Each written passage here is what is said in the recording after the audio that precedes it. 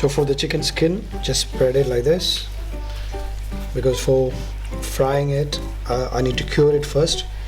Cure it with a bit of salt and a touch of turmeric. Okay, so make sure you remove the fat. It's like you do you make a crispy chicken skin. You need to make sure all the meat is gone from the skin. Ideally it should be done in a dehydrator. You make sure the skin is dry before you fry, and fry it in a really hot oil. The best salt is to use is sea salt or the crystal salt. So as being in home, we're using just the powder salt. Just spread it, because this take out the extra moisture from the skin. It helps to dry. Turmeric. The chicken skin has been dried. You can see it's almost like a leather. Dried up. Just drop it in.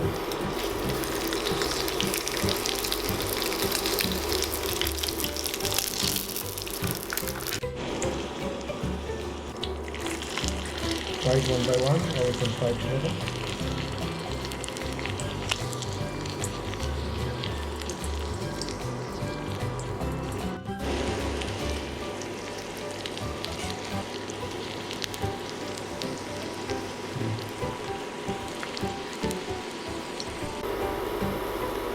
To remove on a kitchen towel.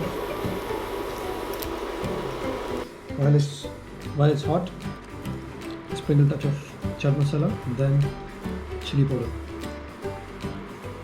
on the top. Light pungency from the chili, a light heat from the chili, and the chaat masala gives you tanginess. Alright, so for presentation of the chicken skin, I just used a glass, put some lentil. The bigger ones will be nice because it doesn't stick to the thing.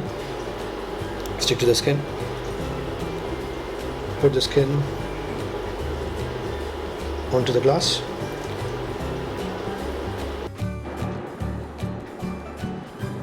Just place it.